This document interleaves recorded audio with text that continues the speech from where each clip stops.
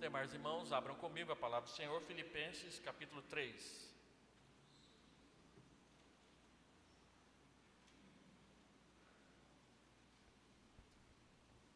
Carta de Paulo aos Filipenses, capítulo 3. Eu vou ler o capítulo todo, verso 1 até o verso 21.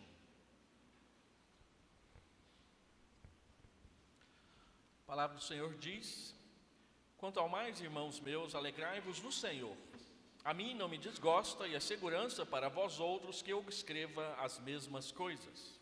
Acautelai-vos dos cães, acautelai-vos dos maus obreiros, acautelai-vos da falsa circuncisão, porque nós é que somos da circuncisão, nós que adoramos a Deus no Espírito e nos gloriamos em Cristo Jesus e não confiamos na carne. Bem que eu poderia confiar também na carne. Se qualquer outro pensa que pode confiar na carne, eu ainda mais, circuncidado ao 8º dia, da linhagem de Israel, da tribo de Benjamim, hebreu de hebreus, quanto à lei, fariseu, quanto ao zelo, perseguidor da igreja, quanto à justiça que há na lei, irrepreensível. Mas o que para mim era lucro, isto considerei perda por causa de Cristo. Sim, deveras considero tudo como perda por causa da sublimidade do conhecimento de Cristo Jesus, meu Senhor, por amor do qual perdi todas as coisas e as considero como refúgio para ganhar a Cristo e ser achado nele, não tendo justiça própria que procede de lei, senão a que é mediante a fé em Cristo, a justiça que procede de Deus, baseada na fé, para o conhecer e o poder da sua ressurreição e a comunhão dos seus sofrimentos, conformando-me com ele na sua morte, para de algum modo alcançar a ressurreição dentre os mortos. Não que eu o tenha já recebido ou tenha já obtido a perfeição, mas prossigo para conquistar aquilo para o que também fui conquistado por Cristo Jesus. Irmãos, quanto a mim, não julgo havê-lo alcançado, mas uma coisa faço, esquecendo-me das coisas que para trás ficam e avançando para as que diante de mim estão, prossigo para o alvo, para o prêmio da soberana vocação de Deus em Cristo Jesus. Todos, pois, que somos perfeitos, tenhamos este sentimento, e se porventura pensais de outro modo, também isso Deus vos esclarecerá. Todavia, andemos de acordo com o que já alcançamos. Irmãos, sede imitadores meus e observai os que andam segundo o modelo que tendes em nós. Pois muitos andam entre nós, dos quais repetidas vezes eu vos dizia, e agora vos digo até chorando, que são inimigos da cruz de Cristo. O destino deles é a perdição, o Deus deles é o ventre, e a glória deles está na sua infâmia, visto que só se preocupam com as coisas terrenas. Pois a nossa pátria está nos céus, de onde também aguardamos o Salvador, o Senhor Jesus Cristo, o qual transformará o nosso corpo de humilhação para ser igual ao corpo da sua glória, segundo a eficácia do poder que ele tem de até subordinar a si todas as coisas. Que Deus abençoe a leitura pública da sua palavra. Amém. A igreja pode responder amém. Amém para nós reformados nunca é uma pergunta, é sempre uma resposta. Por isso, às vezes, os irmãos me vêm pegando no pé daqueles irmãos que ficam aqui na frente. Amém, irmãos? Amém nunca é uma pergunta, é sempre uma resposta. Então, quando o pastor diz que Deus abençoe a sua palavra, a igreja responde amém, em uníssono. É um costume da igreja reformada. Vamos orar. Deus, abençoa a tua palavra que foi lida perante o teu povo. Que ela fale conosco, que ela nos abençoe, que ela nos pastoreie, que o teu Espírito que anda entre nós fale ao nosso coração, ao nosso entendimento, à nossa alma. Vem encher-nos, vem mudar nossas convicções, vem transformar os nossos corações de acordo com o teu Filho Jesus Cristo, nosso Senhor, em nome de quem nós oramos e por amor do qual pedimos. Amém.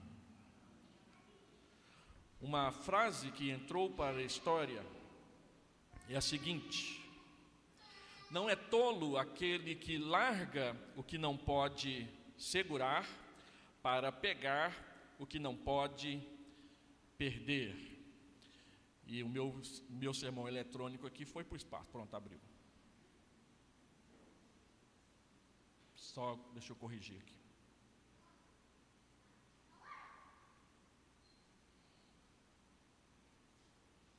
Repetindo a frase: não é tolo aquele que larga o que não pode segurar para pegar o que não pode perder.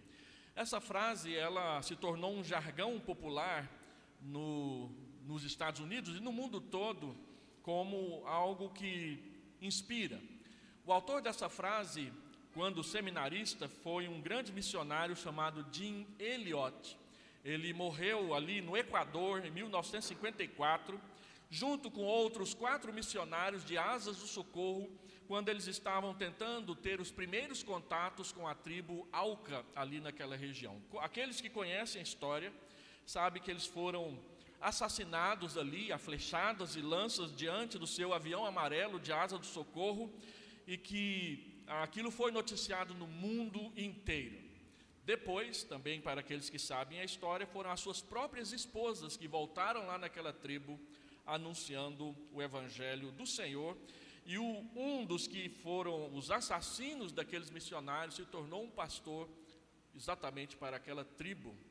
E essa história se tornou um filme que você pode assistir na internet, até no YouTube tem ela inteira de graça para você assistir, que é aquele filme Terra Selvagem, que mostra mais ou menos como isso aconteceu. Não é tolo aquele que larga o que não pode segurar para pegar aquilo ou aquele ou que não pode perder. O texto que nós acabamos de ler, ele fala muito sobre essa frase de Jim Elliot.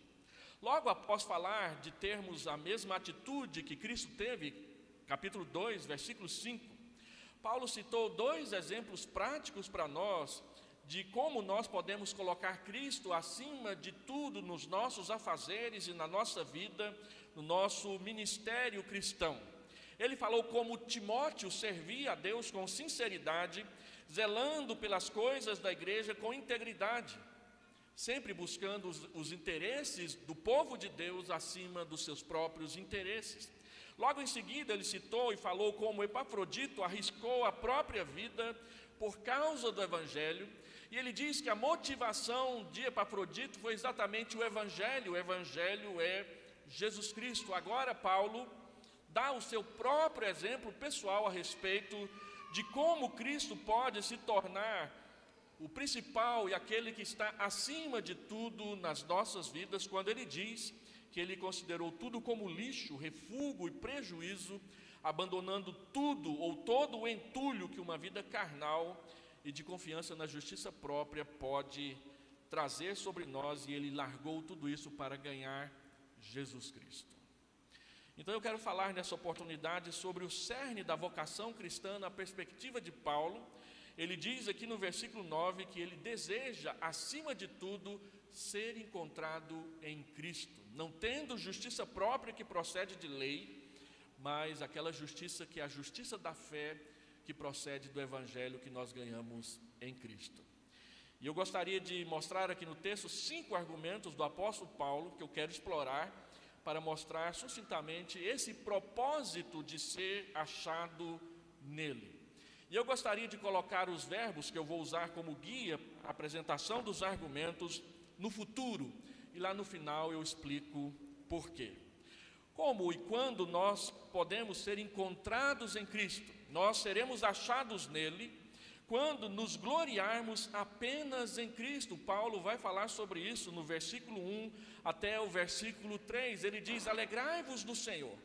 E ele diz: nós os que gloriamos em Cristo. Ele usa 2 palavras diferentes, alegrar e gloriar, para mostrar que o cerne da nossa alegria, da nossa satisfação e do nosso contentamento é o Senhor Jesus Cristo. A palavra alegria aqui é uma palavra que a igreja gosta muito, é a palavra hairo ou cairo, dependendo do jeito que você pronuncia. Ela quer dizer simplesmente alegria, satisfação, contentamento. Gloriar-se é uma palavra diferente, e ela está escrita aqui de uma forma que depois eu quero explicar melhor. É a palavra kairomai, que quer dizer orgulhar-se, exultar, jactar-se em algo. Alegria para Paulo aqui no texto não é felicidade, não é esse negócio de buscar a tal da felicidade que muitas pessoas gastam a sua vida, seus recursos, a sua saúde o tempo todo e a vida toda correndo atrás. Para nós cristãos, a felicidade não é um alvo, não é um objetivo de vida, porque a nossa alegria vem do Senhor. A alegria do Senhor é a vossa força, diz o autor de Neemias, capítulo 8, versículo 12, se eu não me engano, lá atrás no Antigo Testamento. E o salmista diz no Salmo 4 que é Deus quem coloca alegria no nosso coração, mesmo quando estamos atravessando em dificuldade. Alegria para nós cristãos nunca é um alvo, jamais é um objetivo. A alegria é sempre um resultado do nosso relacionamento com Deus. Quando nos relacionamos com Deus, Ele coloca alegria no nosso coração.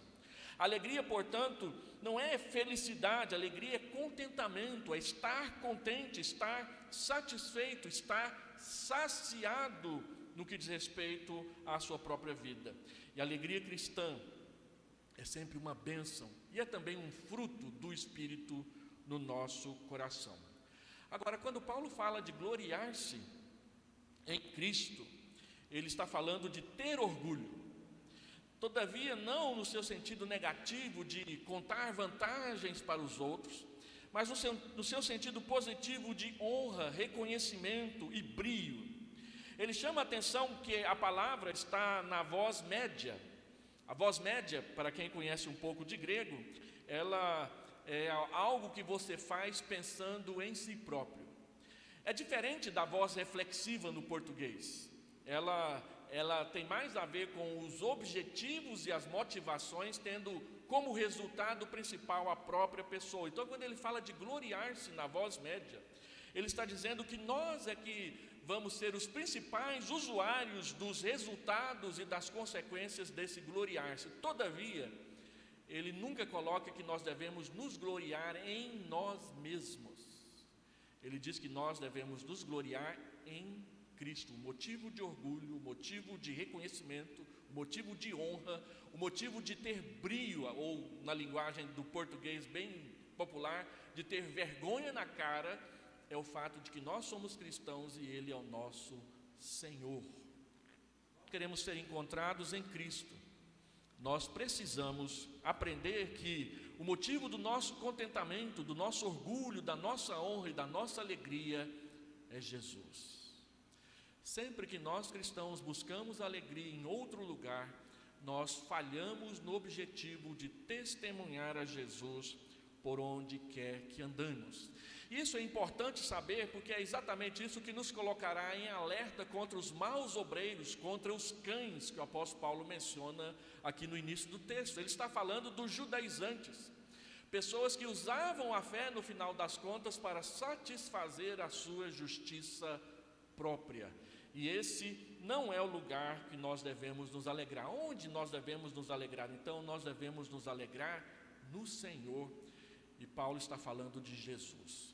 Observe que ele diz: alegrai-vos no Senhor. E ele escolhe essa palavra, essa expressão a dedo. Quando a Bíblia chama Cristo, ou quando chama Deus de Senhor, ela quer enfatizar o fato de que Ele governa. Nós devemos nos alegrar naquele que nos governa, aquele que é o Senhor das nossas vidas. Lembra de Davi no Salmo 16, verso 2? Eu digo ao Senhor: Tu és o meu Senhor, aquele que governa a minha vida, aquele que dirige os meus passos, aquele que determina as minhas decisões e o meu caminhar. E aquele que se alegra no Senhor não deve se gloriar ou se orgulhar ou ter o motivo da sua honra na própria carne. E carne aqui no texto é exatamente a nossa natureza humana e as vantagens que porventura nós possamos vir a tirar delas. Paulo não está enfatizando necessariamente a carne como pecado, mas ele está enfatizando a carne como um valor que vem a competir com Deus no nosso coração. Os nossos sonhos, os nossos projetos, os nossos desejos, as nossas ambições, que podem ser até muito justas e honestas, mas que se não são centradas em Deus, não nos levará, não nos conduzirão para o serviço àquele que nós prometemos amar acima de todas as coisas. Para sermos encontrados em Cristo, nós precisamos pensar e decidir a respeito de onde está a nossa alegria. A nossa alegria está no Senhor. Segundo, seremos achados nele quando considerarmos todas as vantagens possíveis como perda por causa de Cristo. Versículo 4 até versículo 8, Paulo então descreve que ele é um hebreu de hebreus. Ele diz: se alguém pode se gloriar na carne, eu muito mais. Eu tenho várias razões a apresentar para dizer isso. Quais são as vantagens de ser israelita na linguagem de Paulo aqui? Olha, eu fui circuncidado ao 8º dia, nasci, meus pais imediatamente me levaram a um rabino para que a circuncisão e os ritos da lei se iniciassem na minha vida. Isso foi ao 8º dia. Ele é da linhagem de Israel, está dentro das alianças e das promessas. Ele é da tribo de Benjamim. Então logo ele diz que é da tribo de Benjamim, ele acrescenta: eu sou hebreu de hebreus. Por que ele usa isso? Os irmãos se lembram que Benjamim é o filho caçula de Raquel, e foi o único que nasceu na Palestina. Todos os outros nasceram em Ur. Então ele é hebreu de hebreus porque a sua tribo começou exatamente na terra prometida. Mas ele diz mais: quanto à lei, eu sou fariseu. E a gente lê a palavra fariseu, já dá assim uma ojeriza. Nossa, mas que coisa mais feia o apóstolo Paulo está falando aqui. Não, meus irmãos, às vezes a gente perde de vista como que o fariseu era visto na época de Jesus e do Novo Testamento. Ele era um exemplo de consagração, ele era um exemplo de obediência à lei, ele era um modelo para ser seguido do quanto ele procurava fazer tudo certinho. Mas Jesus que os desmascarou na sua hipocrisia em muitos momentos, e mostrou que não era bem assim. Mais do que diz respeito às coisas da lei, os fariseus eram modelos muito mais que os sacerdotes, para os irmãos terem uma ideia. Por quê? Porque os fariseus, eles criam em anjos, eles criam em milagres, eles criam na ressurreição do corpo, enquanto que os saduceus não gostavam muito dessas crenças. Eles achavam que não existia anjos, e por consequência também não existia demônio.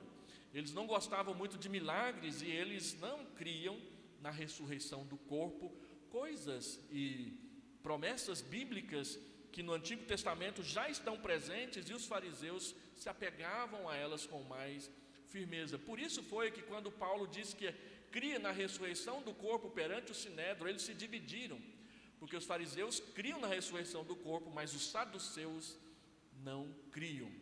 Mas o que era mais interessante observar dessa disputa entre saduceus e fariseus é que a maioria dos escribas, aqueles que estudavam e ensinavam a lei, eram fariseus, e a maioria dos sacerdotes, aqueles que ministravam no templo, conduziam a vida religiosa, eram saduceus e não criam nessas coisas.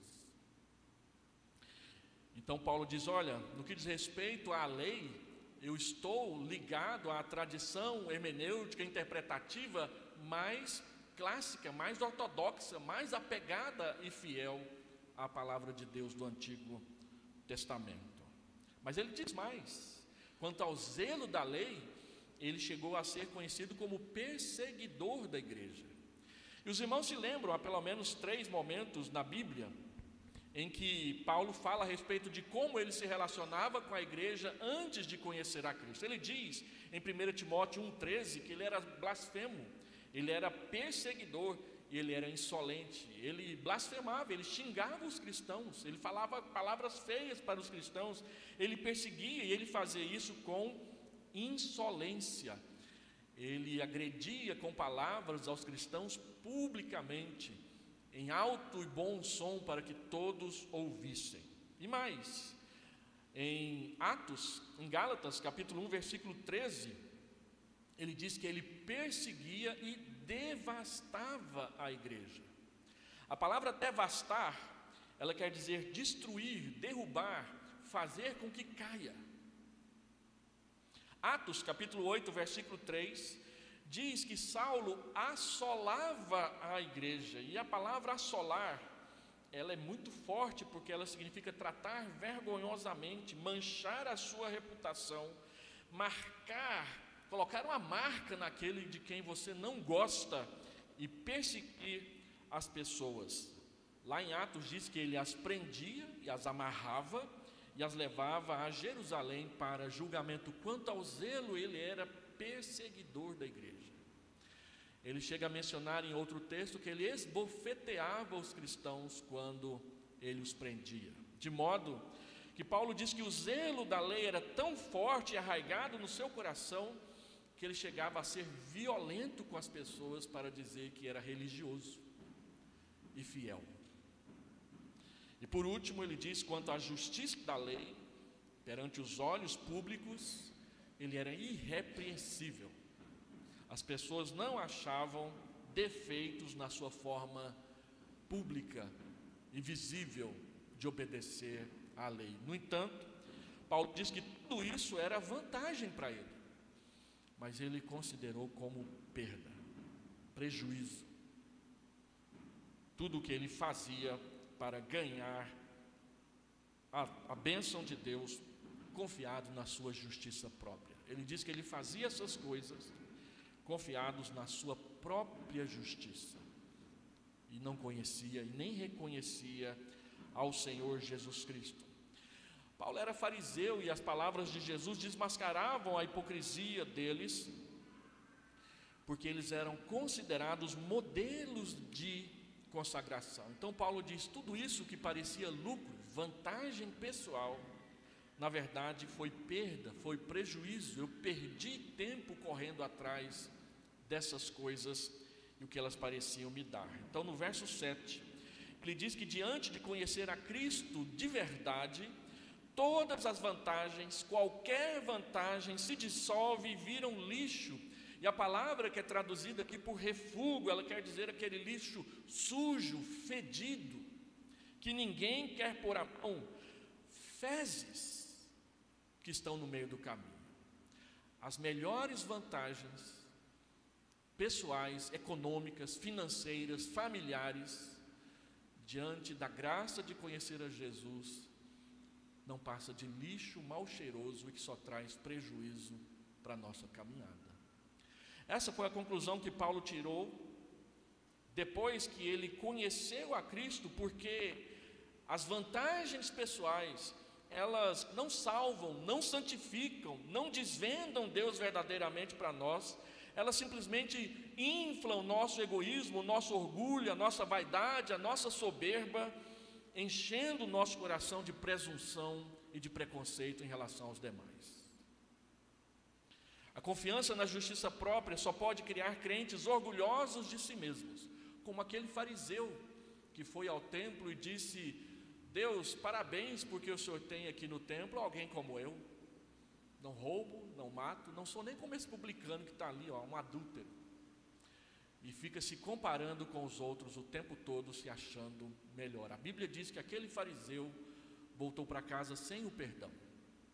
Mas aquele outro que estava lá atrás, batendo constantemente a mão no peito, humildemente na presença de Deus, dizendo: "Sê propício a mim, pecador, que esse sacrifício oferecido aí no altar seja por mim, seja para mim." A Bíblia diz que este voltou para casa perdoado, porque ele não confiou na sua própria justiça, mas ele confiou no provimento, na justiça de Deus. Qual foi a causa de Paulo olhar para todas as vantagens que ele tinha e de repente perceber que elas não eram nada? A causa, diz o apóstolo Paulo aí no verso 8, é a sublimidade do conhecimento de Cristo. Paulo então percebeu que o verdadeiro lucro estava em perder tudo e seguir Jesus. Sublime é uma palavra que significa aquilo que é elevado, aquilo que está acima de tudo, e que é o tema dessa série expositiva que eu tenho trazido para os irmãos em Filipenses. Lembra lá do capítulo 1, verso 27? Vivei acima de tudo de modo digno do Evangelho. Conhecer a Cristo é o que está acima de tudo para nós. Conhecer a Cristo. Conhecer a Cristo com intimidade é o mais elevado e sublime propósito na vida cristã, porque a palavra conhecer aqui no texto, ela deve ser entendida não no seu sentido grego de adquirir conhecimento, mas no seu sentido hebraico de entrar num relacionamento, como um rapaz entra num relacionamento com uma moça e eles vão se apaixonando e se conhecendo até que resolvem se casar e se tornam uma só carne, e a sua intimidade não para de crescer a partir daí. Conhecer é conhecer pessoalmente, é conhecer intimamente, é conhecer com muita experiência no meio do caminho, é ter intimidade, troca de experiências e de lealdade um para com o outro. Não há sentido em qualquer programa da igreja que a gente venha fazer que vise crescimento, que não vise crescimento no conhecimento de Cristo. Qualquer coisa que a gente faz aqui da igreja, que o seu resultado no final não nos traga mais para perto de Jesus, é pura perda de tempo e gastar dinheiro à toa. Por isso a gente sempre é muito explícito em avisar para os irmãos, para os jovens, para os adolescentes, para as mulheres, que tudo que a gente faz aqui é para que você conheça Jesus. Não é para conhecer a IPB, não é para conhecer o pastor e a liderança da igreja, não é para conhecer os melhores e mais bonitos irmãos, tem um monte por aí, mas é para conhecer Jesus e compartilhá-lo e partilhá-lo fraternalmente uns com os outros, porque não há nada melhor para a gente fazer do que gastar o nosso dinheiro, o nosso tempo e a nossa saúde para conhecer Jesus, o Senhor. Assim, nossos encontros, nosso lazer, nossos programas, nossos eventos não são nada e não alcançarão nada se não nos colocar no caminho de Cristo para nos encontrarmos com Ele e o servirmos. Seremos achados nele quando aprendermos a trocar aquilo que parece lucro, considerar como perda por Jesus. Terceiro lugar, seremos achados nele quando não confiarmos mais na justiça própria. E o versículo 9 a 11 é uma das declarações mais lindas da Escritura Sagrada, e eu quero ler literalmente de novo para os irmãos. Paulo diz, verso 9: ser achado nele, não tendo justiça própria que procede de lei, senão a que é mediante a fé em Cristo Jesus, a justiça que procede de Deus baseada na fé. Com qual objetivo? Para o conhecer e o poder da sua ressurreição, comunhão dos seus sofrimentos, conformando-me com ele na sua morte. Continua falando do objetivo, para de algum modo alcançar a ressurreição dos mortos. Nós seremos achados nele quando não confiarmos mais na justiça própria, mas confiarmos e nos entregarmos inteiramente a Jesus. Então ele diz, qual é a nossa justiça? A nossa justiça é Cristo.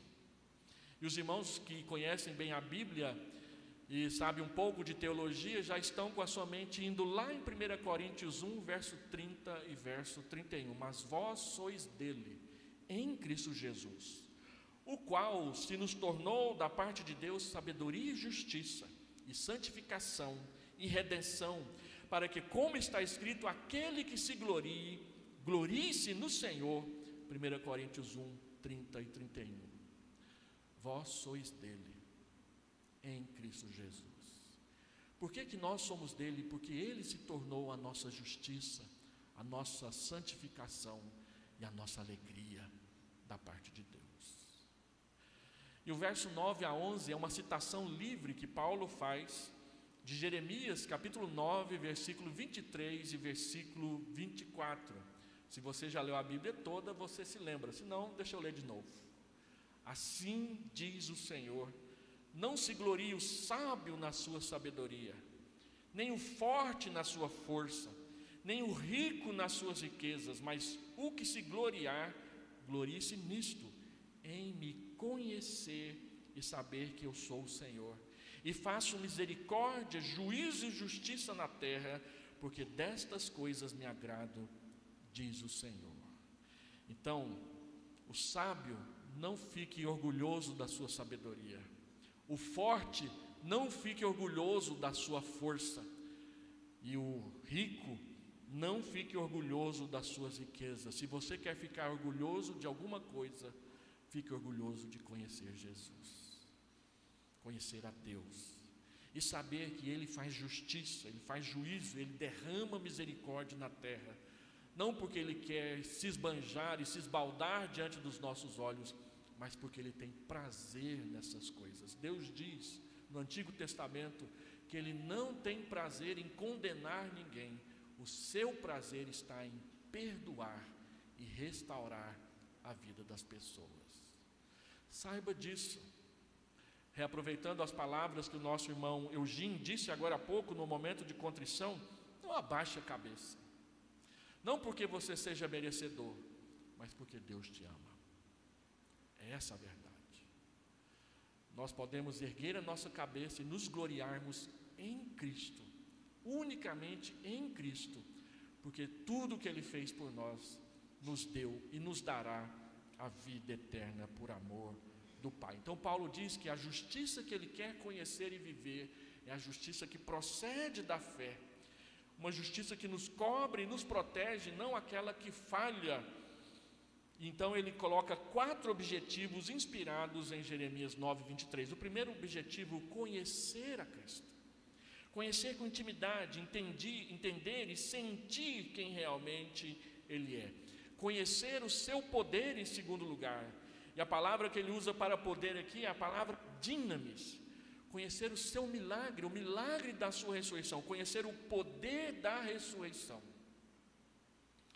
Nós vivemos em épocas de pentecostais e neopentecostais, como a maioria dos cristãos na igreja. E os nossos irmãos pentecostais e neopentecostais só conseguem enxergar uma coisa na Bíblia: poder. Poder para curar, poder para ganhar, poder para enriquecer inclusive. Mas eles sabem muito pouco a respeito do que a Bíblia fala sobre poder.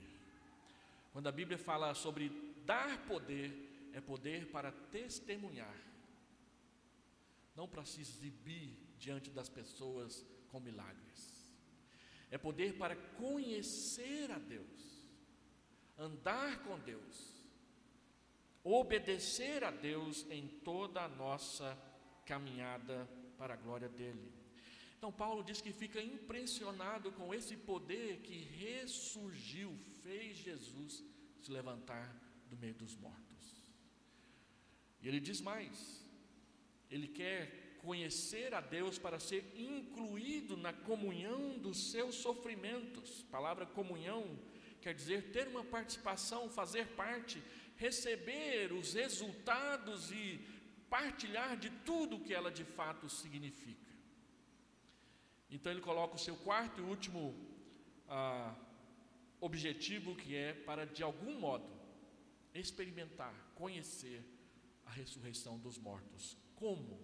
Conformando-me com Ele na sua morte. A palavra conformação, ela quer dizer receber a mesma coisa. Para sermos unidos com Cristo na sua ressurreição, nós precisamos ser unidos com Cristo na sua morte. Enquanto você não reconhecer que Cristo morreu por você, e que você não tem condição única de por si só alcançar a Deus e o perdão de seus pecados, você não experimentará a ressurreição. Por quê? Porque se com a tua boca confessares a Jesus como Senhor, e no teu coração creres que Deus o ressuscitou do meio dos mortos, serás salvo. Porque com a boca, com o coração se crê para a justiça, e com a boca se confessa a respeito da salvação. O que nós vamos confessar com a boca? Que Jesus é Senhor, porque ressuscitou. Mas o mundo moderno descrê do milagre, descrê da ressurreição, e não admite essa conversa nos lugares da academia. No entanto, é esse o ponto. Aquilo que o mundo diz que é loucura, é a grande sabedoria de Deus para a nossa salvação. você precisa se render a este Cristo, se você quer ser encontrado nele. Quarto lugar, seremos achados nele quando, conquistados por Cristo, buscarmos tão somente o prêmio da soberana vocação. E aqui eu já queria agradecer os irmãos da equipe de cântico que escolheu aquele cântico que foi baseado nesse texto. Paulo diz sobre perfeição, aí no texto, verso de número 12. Ele diz para nós: não que eu tenha já recebido ou já tenha obtido a perfeição, mas prossigo para conquistar aquilo para o que também fui conquistado por Cristo Jesus. Nós hoje vivemos para conquistar aquilo para o que já fomos conquistados por Jesus Cristo. O prêmio da soberana vocação é a eterna moradia com Deus na eternidade. Assim, quando Paulo fala de ser perfeito, que ele reconhece que ainda não chegou à perfeição, Paulo não está nem de longe dizendo que é possível a gente aqui nessa terra alcançarmos a impecabilidade. A palavra perfeição aqui no texto não tem o sentido de alcançar a impecabilidade, mas ele está falando de alcançar o objetivo, a maturidade, a experiência, o equilíbrio necessário para em todas as coisas glorificar a Deus. Algumas pessoas ousam escrever e dizer que não pecam mais, mas todas as vezes que alguém ousa dizer que não peca mais, ele entra na linguagem de um seminarista que eu fui tutor no passado, ele entra em contrito com Deus. E eu perguntei para esse seminarista: o que é que você quer dizer com contrito? Mistura de atrito com contradição. Ele entra em contrito. Então tem um monte de gente em contrito com Deus, em atrito e em contradição com a palavra, porque a palavra diz que nós somos pecadores até o dia final da nossa glorificação, que só acontecerá quando o nosso Salvador aparecer nos ares com poder e muita glória. Até lá, nós estamos em santificação. Deus está lavando a lama de nós.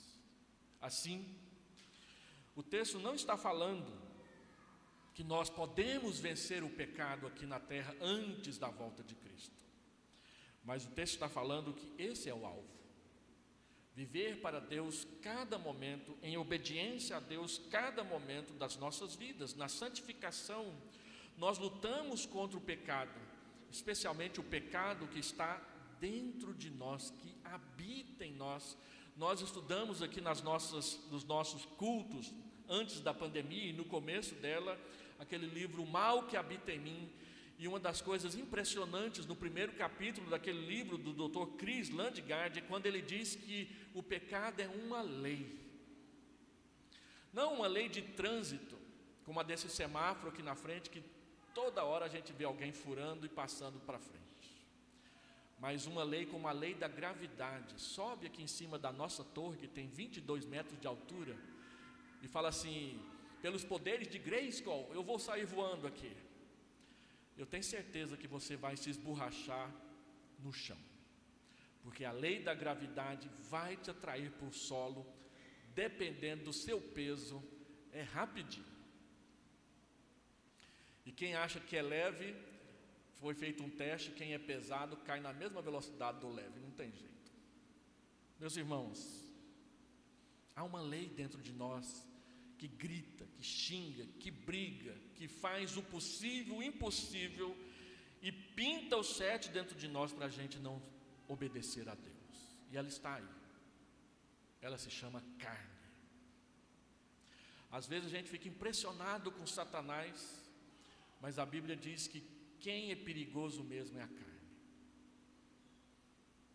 A carne, que é essa lei que não nos deixa, que se agarra ao nosso pescoço, nos humilha, nos arrasta, que Hebreus diz que tenazmente nos assedia de dia, de noite, com a finalidade única de que nós busquemos a satisfação dos nossos desejos, nunca os de Deus.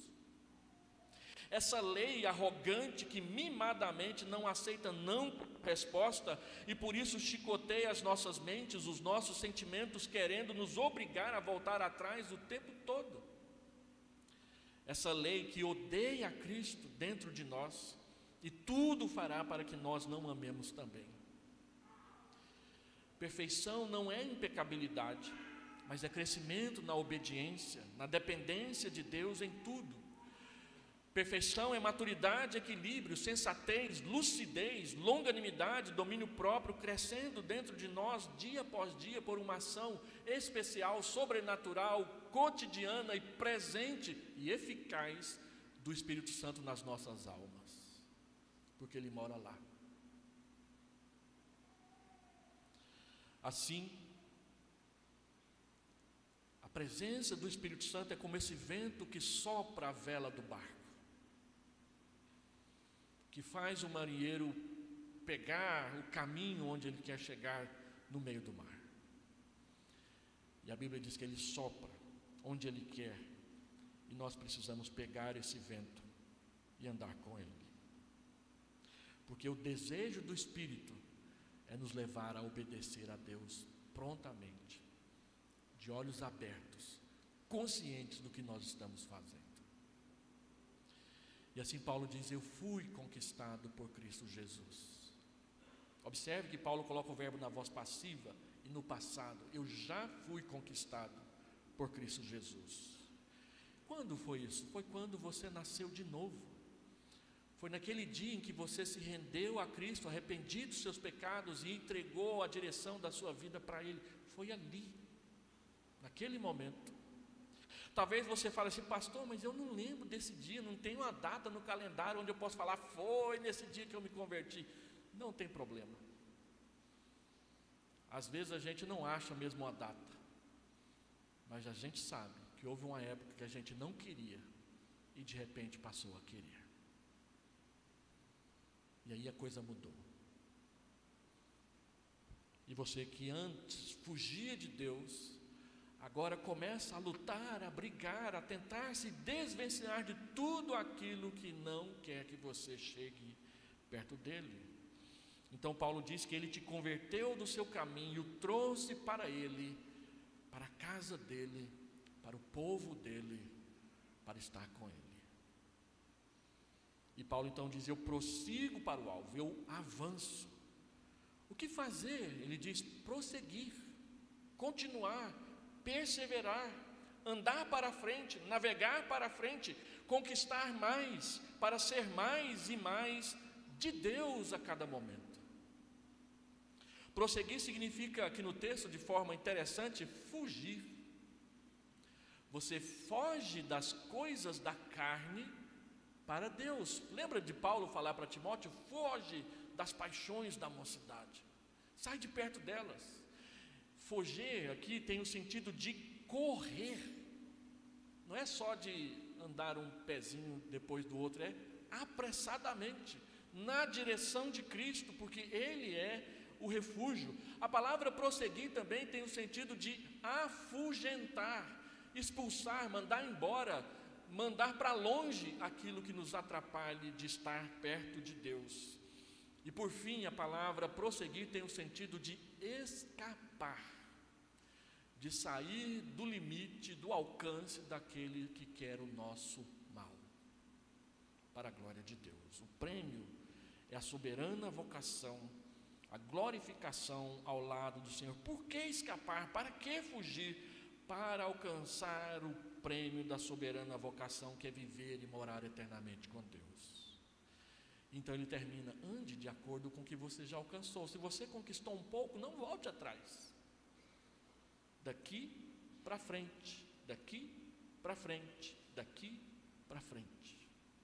Sempre um pouco mais, cada dia mais. De tal modo que quando chegar no ano que vem, você olhe para esse ano e fala: eu conheci mais a Deus, e eu passei a andar mais com Deus de um ano para cá. A nossa meta é daqui para frente, nunca voltar atrás. Lembra do que Jesus diz: quem tem posto a mão no arado e olha para trás, não é digno. Lembra da mulher de Ló? Ela olhou para trás, ela sentiu saudade da casa, dos móveis, das amizades que ela tinha em Sodoma, e ela virou uma estátua de sal. Lembra de Orfa? Vocês lembram de Ruth, né? Mas Ruth era nora e cunhada, era nora de Noemi, cunhada de Orfa. E aí Noemi diz: volta lá para os seus deuses.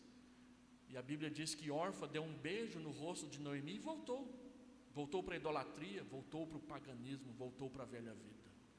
Mas a Bíblia diz que Ruth se apegou à sua sogra e disse: eu não saio de perto de você, porque você conhece a Deus e eu quero conhecê-lo também. Esse foi o motivo porque Ruth se apegou a Noemi, não outro.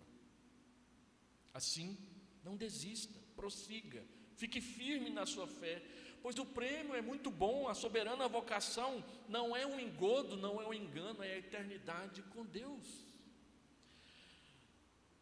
E ali, quando chegarmos lá para receber o prêmio, Deus não vai colocar medalha de ouro, de prata e de bronze e o resto.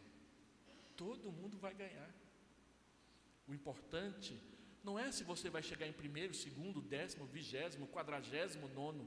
O importante é se você vai chegar. E Ele vai estar te esperando. Ele prometeu. E Ele não falha. Nós não estamos competindo para ver quem é mais e quem é melhor, e quem vai morar no melhor apartamento ou no quarto mais perto do quarto do rei. Nós estamos aqui para chegar lá. E por isso nós vamos ajudar uns aos outros. Quem estiver mancando, quem estiver cansado, quem estiver dolorido, a gente vai ajudar, a gente vai olhar, a gente vai orar, a gente vai animar e vai dizer: levanta, é duro, é difícil, é complicado, mas vale a pena chegar, porque é o céu, é a morada eterna, é com Deus e com Jesus. E quinto e último lugar, seremos achados nele quando aguardarmos o Salvador para entrar na pátria que está nos céus, versos 17 a 21. Paulo diz: imitem o meu modelo. Vocês conhecem o modelo de Timóteo, vocês conhecem o modelo de Epafrodito, agora imitem o meu também. Não porque somos arrogantes, não porque somos melhores, mas porque nós estamos na caminhada com Jesus. Vem andar com a gente. Vem seguir a nossa trilha. A nossa trilha é seguir Jesus. Ele deixou pegadas para a gente seguir o caminho, diz o apóstolo Pedro. E ele então dá a razão. Por quê? Porque a nossa pátria está nos céus. Onde está o nosso Salvador? Versículo 20.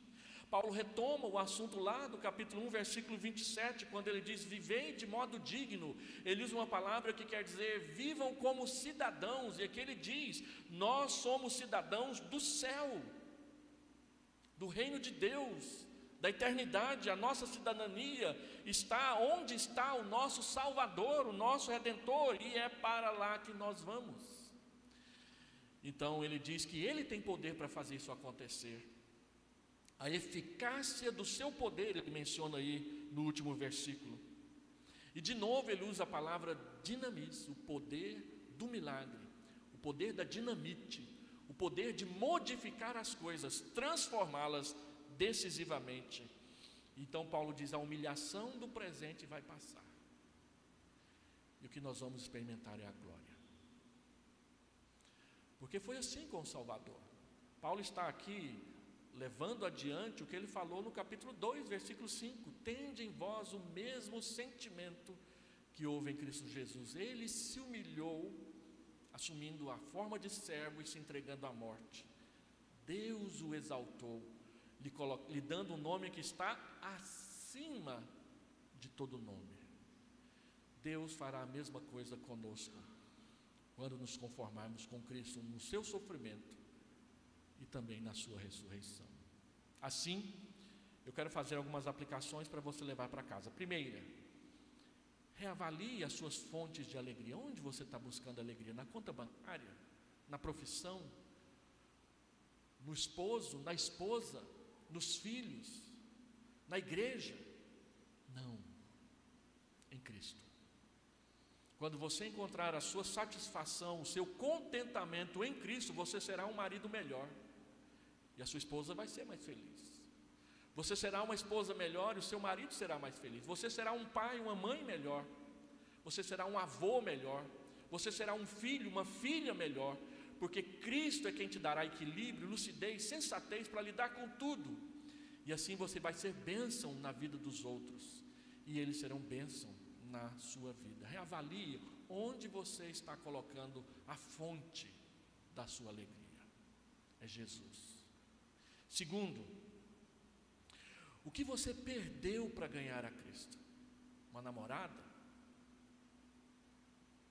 Uma profissão? Um concurso público? Sucesso entre os amigos, entre as meninas, se for rapaz, entre os rapazes, se for a menina? Carisma? Sucesso profissional? O que você perdeu? Muitas pessoas preferem perder a Cristo do que perder essas coisas. E a Bíblia diz: aqueles que amam o mundo, com o mundo ficarão e passarão. Aqueles que amam a Cristo superarão todas as coisas e seguirão com Ele para a glória. Reavalie as coisas que você valoriza mais. Terceiro, o que te impede e te atrasa na sua corrida, na sua escapada, no seu buscar a Cristo para conhecê-lo? A carne, os prazeres, os desejos, a justiça própria, o seu ego, as coisas que você não leva para casa, as coisas que você quer ter na sua casa. Lembre-se, às vezes nos apegamos tanto às coisas que elas se tornam pesadas para a gente carregar. Não são pecado, mas ficam pesadas para a gente carregar. Quarto lugar, são 5 argumentos, então são 5 aplicações. Estou chegando lá. Recupere o fôlego. Respire fundo e recomece a andar. O diabo vai ficar o tempo todo andando ao seu redor dizendo: você é um fracasso, você não consegue, você não pode, Deus não te quer. É mentira. Deus não te escolheu porque você era bom, Deus não te escolheu porque você era ótimo, Deus não escolheu porque você era bonito, porque você tinha dinheiro ou porque você era extrovertido. Deus te escolheu porque resolveu te amar. Então o diabo pode falar o que quiser, isso não vai mudar. Ele vai te amar, continuar te amando até o fim. Respire fundo, levanta a cabeça, peça perdão, peça graça, peça o Espírito Santo e bola para frente. Tem muito para fazer. E por último, graças a Deus, qual é a sua pátria afinal? Brasil? Tem gente que mora no Brasil, mas quer mesmo é morar nos Estados Unidos, Suécia, Finlândia. Tem gente que quer morar do lado da Disney. Qual é a sua pátria? É o Brasil? É Goiânia? É Goiás? É o Vila Nova? Não, a sua pátria é o céu. Sproul, naquele livro que eu recomendo a leitura para os irmãos antes de partir, ele diz que quando ele era jovem e começou a se afastar da igreja, o seu pai o chamou e perguntou: o que está acontecendo com você?